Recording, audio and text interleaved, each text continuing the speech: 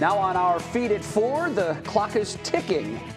For those who use FirstEnergy for their home's electricity, the utility company's rates are expected to double June 1st. Matt Rascone talked to Cleveland City Council, or the city of Cleveland, about how this could be impacting all of the residents and folks beyond. I mean, this is a significant jump in rates. Yeah, we're talking about around 5 cents per kilowatt hour to like 10 to 12 cents per kilowatt hour, and that's with FirstEnergy. So huge jump, and something cities across Northeast Ohio want to make sure their residents avoid. About 2/3 of Cleveland gets its electricity from Cleveland Public Power, so they don't have to worry about it. The rest, though, including wards 16 and 17, parts of 12 and 13, would see that FirstEnergy rate hike in June. People who live in those areas can shop around on their own to find another option, but even then it won't be as inexpensive as a city aggregator like NOPEC. NOPEC has ensured its rates will stay at around 6.5 cents per kilowatt hour through December, but that's only for people who live in an area that uses NOPEC. In that case, enrollment is automatic. Now, we talked to Cleveland Councilman Brian Casey about the tough situation people in his ward are faced with.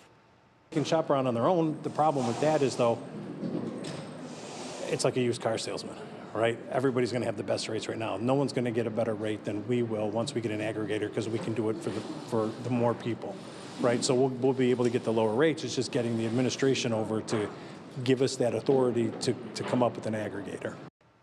Casey put much of the blame on the mayor's administration. We reached out to the mayor's office. They said they're in the process of finding an aggregator that will help offset those costs. They plan to have details at an upcoming utility committee hearing coming up. And at 5, we go to Bay Village, where people there are in a bit of a different situation, but also kind of a complicated situation when it comes to their utilities. And like you guys were talking about, I mean, it's just people across the board are affected by this. It's so confused.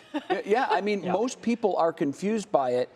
I would love to give everyone a resource, but I got to tell you that in my research, I was confused by what I found.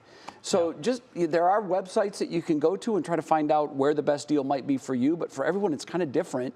Right. And you're running a risk because you may go with a supplier that raises its rates in the future too. Yeah. So nothing is fixed in cement as we move forward. Just pay attention to this and know that, again, June 1st is the day.